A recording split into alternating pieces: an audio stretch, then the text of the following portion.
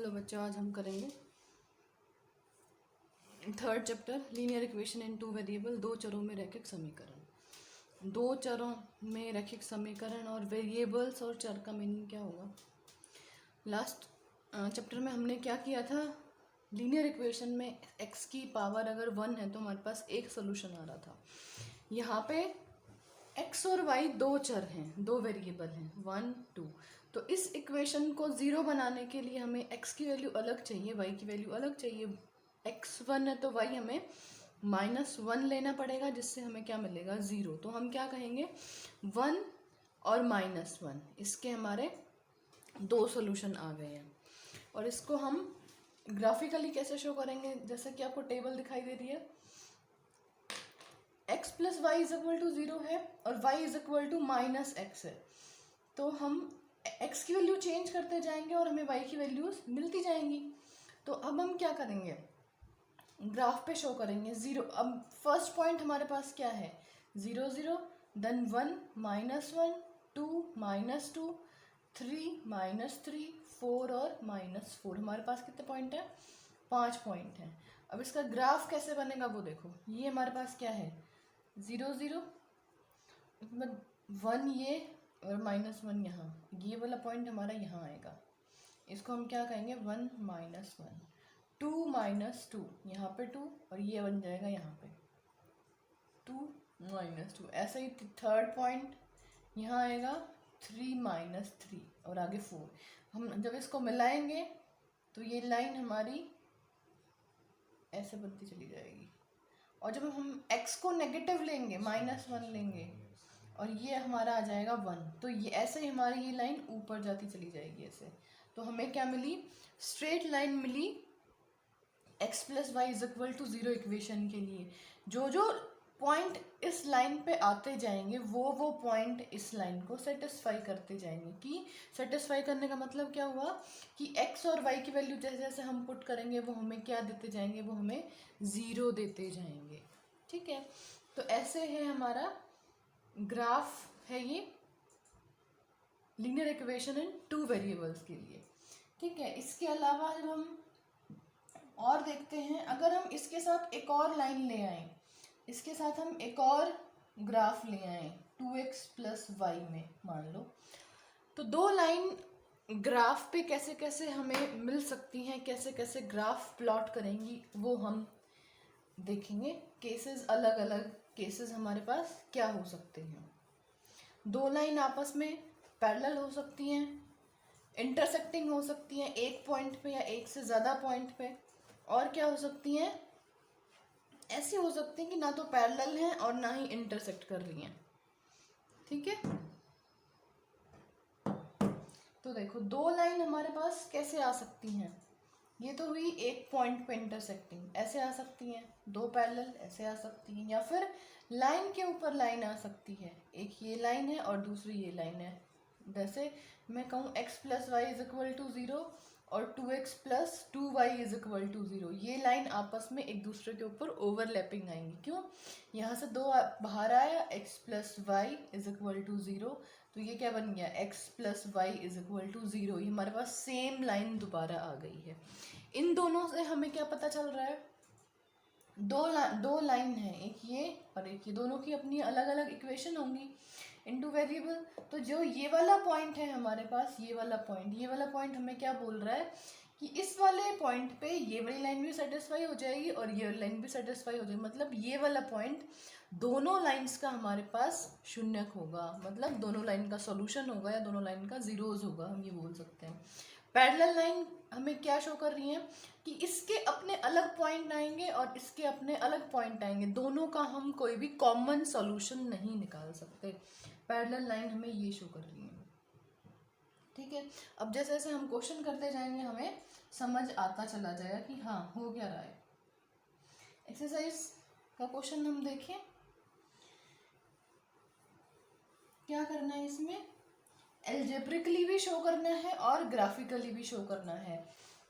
Graphically show करने के लिए हमारे पास क्या होनी चाहिए, हमारे पास इक्वेशन होनी चाहिए। तो क्या होगा, Aftab tales his daughter 7 years ago. Aftab अपनी पुत्री को बोलता है कि 7 साल पहले I was 7 times as old as you were then. अब देखो ऐसे क्वेश्चंस में हम हमेशा की क्या लेंगे, वर्तमान आयु लेंगे, प्रेजेंट एज.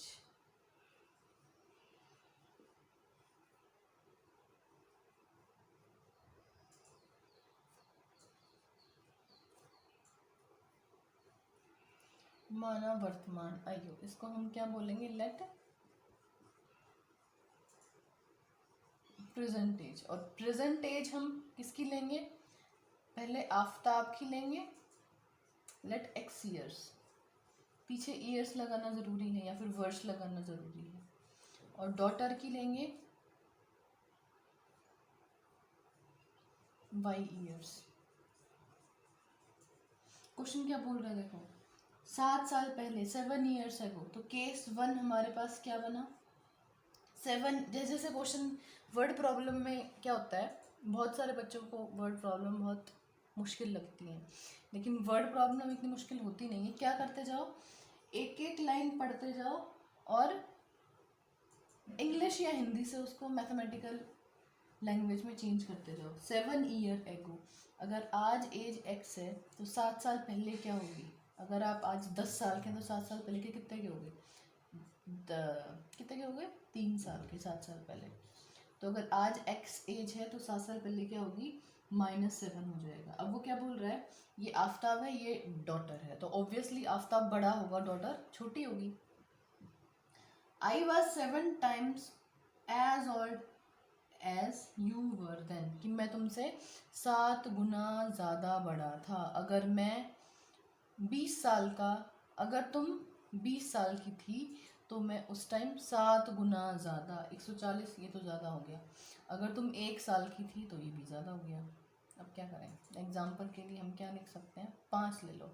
अगर डॉटर 5 साल की थी तो वो 35 years का था, हो गया ना 5-7 गुना ज़्यादा. अगर तुम 5 साल की थी तो मैं 35 साल का था. I was 7 times as old as you were then, कि उस टाइम जब तुम जितने साल की थी मैं तुमसे 7 गुना ज़्यादा बड़ा था. तो दोनों को इक्वल रखने के लिए, इक्वल बनाने के लिए 7 किस साइड होगा मल्टीप्लाई, ये तो ऑलरेडी बड़ा है, इस साइड 7 मल्टीप्लाई किए और बड़ा हो जाएगा, बराबर तो नहीं होंगे. तो हम 7 इस साइड मल्टीप्लाई करेंगे, हमारे पास फर्स्ट इक्वेशन आ गई हमारी. क्या आई, x -7y is equal to -42. ठीक है, ये आगे हमारी फर्स्ट इक्वेशन. सेकंड केस वो क्या बोल रहा है, केस 2 क्या बोल रहा है सेकंड में. अब वो बोल रहा है 3 years from now. अब सेकंड फिर से x और y है उनकी आज की एज. क्या बोल रहा है, अब से 7 साल बाद, 7 साल 3 साल बाद, सॉरी, अब से 3 साल बाद, तो 3 साल बाद दोनों की एज ही हो जाएगी. अब क्या कह रहा है, I shall be 3 times as old as you will be. तो क्या कह रहा है, मैं तुमसे 3 गुना बड़ा हो जाऊंगा. पहले 7 गुना था, वो 3 गुना हो गया. अब 3 मल्टीप्लाई होगा किस साइड, डॉटर की साइड. तो ये की इक्वेशन क्या आई, 3y + 9, ये क्या आ गई, x जमा 3. तो ये क्या आ गया, अब y इस साइड आएगा तो 3y, ये उस साइड जाएगा तो 6. ये हमारे पास आ गई सेकेंड इक्वेशन. ठीक है, अब वो ये दोनों हम क्या बोलेंगे, ये हमने एल्जेब्रिकली निकाल दिया. अब वो बोल रहा है ग्राफिकली भी शो करो. ग्राफिकली कैसे होगा, इसका हमें ग्राफ बनाना पड़ेगा. ये देख लो, इक्वेशन नोट डाउन कर लो और फिर ग्राफ बनाएंगे. ये एक क्वेश्चन करा रही हूँ मैं ग्राफिकली, बाकी बचे 2 आप अपने आप करेंगे. मैं सिर्फ इक्वेशन बना के दूंगी आप लोगों को. ठीक है, ग्राफ आप अपने आप ट्राई करना, आपको आ भी जाएगा और ग्राफ बनाना इतना मुश्किल भी नहीं है.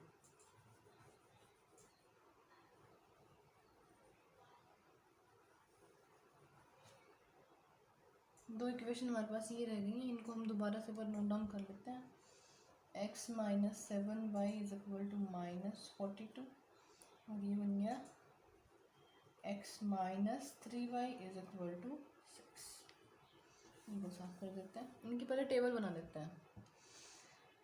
पहले क्या करते हैं, x देख लेते हैं क्या आएगा। x हमारा क्या आएगा, -42 और प्लस में 7y। यहाँ से x हमारा क्या आएगा, 6 + 3y।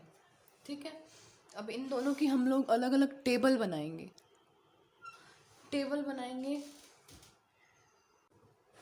ग्राफ प्लॉट करके देखना क्या ग्राफ बनेगा, ये होमवर्क है। ठीक है, देखो y एक्सिस मैक्सिमम कहाँ तक जा रहा है, 8 तक,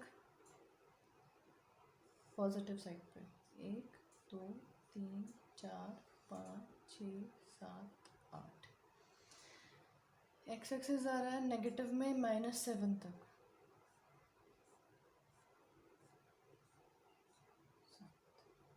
-7 आ गया।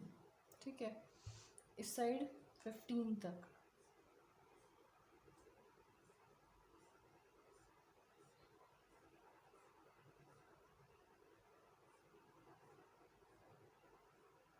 यहाँ आएगा।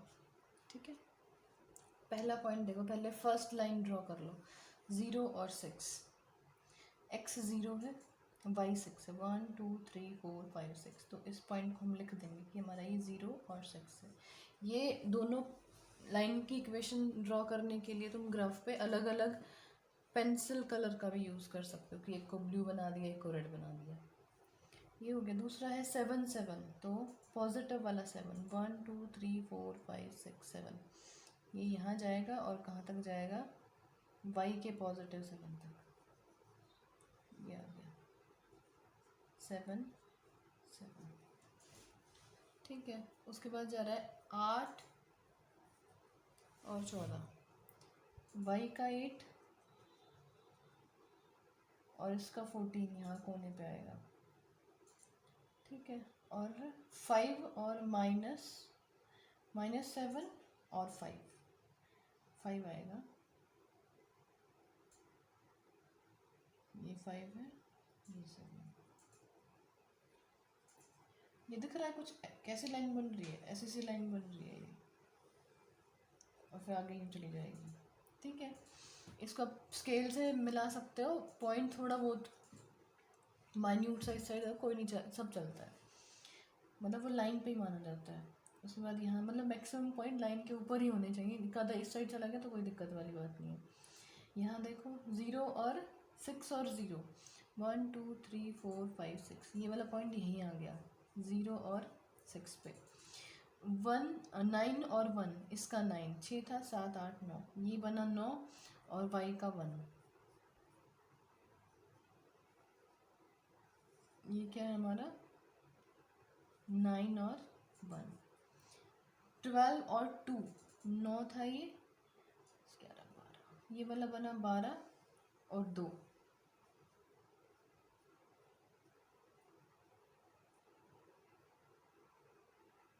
ये बन गया, इसको हम बोलेंगे 12 और 2। अगला है हमारा 15 और 3, ये वाला 15 और इसका वाला y3 है हमारा, तो y3 और ये बना 15, यहाँ ले लो। तो देखो ये कैसी लाइन दिखाई दे रही है, ये हमें ऐसे बनती जा रही है। ठीक है, इनका डिस्टेंस कम होता जा रहा है, आगे जब यूँ करोगे कहीं तो ये कहीं ना कहीं किसी पॉइंट पे मिल जाएंगी। ग्राफ पेपर में बना के देखना अच्छे से, ये लाइन कहीं ना कहीं जाके आगे मिलेंगी, और वो जिस पॉइंट पे मिलेंगी वो हम बोलेंगे कि इन दोनों की दोनों इक्वेशन के वो पॉइंट इन दोनों इक्वेशन का क्या है, रूट है। ठीक है, ये होमवर्क है तुम्हारा।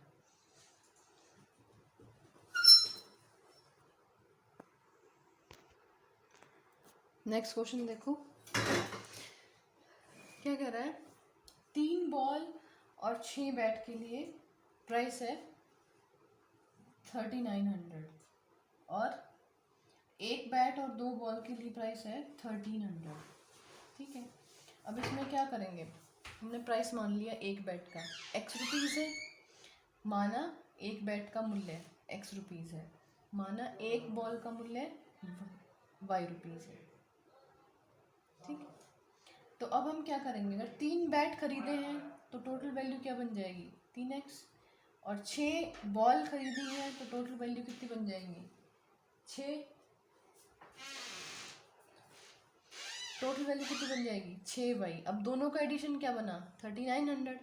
अब यहाँ पे क्या बन जाएगा। अब दूसरा केस देखो वो क्या बोल रहा है, शी बाइज अनदर बॉल, उसने एक और बॉल खरीदी और दो वैसी ही बॉल खरीदी जिसके लिए उसने पे किया 1300 रुपये। तो सेकंड केस हमारे पास ये बन गया। दोनों इक्वेशंस में इंटरेस्टिंग चीज़ क्या है देखो, ऊपर वाली में से हमने 3 कॉमन लिया, x plus 2y is equal to क्या बन गया 3900, x प्लस 2y कितना आ गया हमारे पास 1300 आ गया। तो हम क्या कहेंगे, हमारे पास दो इक्वेशन नहीं है, हमारे पास तो एक ही इक्वेशन है। और ये हमारे पास कौन सा केस हो गया कि एक लाइन ये है और इसी के ऊपर एक और लाइन है। तो हमें इसका कोई भी बिंदु मतलब x और y की वैल्यू हमें इस लाइन से क्या मिलेगी चेक करना एक बार। जो जो पॉइंट इस लाइन पे इसकी कोई फिक्स वैल्यू नहीं आएंगी, इसके मैनी सॉल्यूशंस हो जाएंगे, बहुत सारे हल बन जाएंगे कि ये बिंदु भी इसका हल है, ये बिंदु भी इसका हल है, ये बिंदु भी इसका हल है, ये बिंदु भी इसका हल है। इससे पहले वाले क्वेश्चन में हमें दो लाइनें यूं जा रही थी और वहीं वो कहीं आगे जाके इंटरसेक्ट हो जाती और हम कहते कि एक पॉइंट आया जो दोनों लाइन को सेटिस्फाई कर रहा है, तो हमारे पास एक आंसर आता। इस वाले केस में हमें क्या मिल रहा है कि एक ही लाइन है, एक के ऊपर एक, मतलब दो लाइन एक जैसी हैं और ओवरलैप हो रही हैं। ओवरलैप हो रही है तो हम क्या कहेंगे कि मैनी सॉल्यूशन हो जाएंगे, इसके हमारे पास बहुत सारे सॉल्यूशन बन जाएंगे। अब नेक्स्ट क्वेश्चन अगर हम देखें तो वो क्या बोल रहा है, समझ आया? समझ ना आए तो सेम वीडियो दोबारा प्ले करके देख लिया करो, समझ आ जाएगा। ऑप्शन फिलहाल यही है। नेक्स्ट क्वेश्चन देखो, नेक्स्ट क्वेश्चन में वो क्या बोल रहा है, cost of 2 kg Apple and 1 kg grapes on a day found 160। ये क्वेश्चन तुम्हारा सेकंड क्वेश्चन जैसा ही है। अब बॉल और बैट की जगह क्या आ गए तुम्हारे एप्पल और ग्रेप्स आ गए हैं। फर्स्ट और सेकंड क्वेश्चन सेम है दोनों। तो तुम्हारी 13.1 हुई पूरी, सॉरी 3.1 हुई हमारी पूरी। इसके बाद हम करेंगे 3.2, ठीक है। ये वाले क्वेश्चन प्रैक्टिस करना, फिर 3.2 कर पाऊंगी, ठीक है। Have a good day.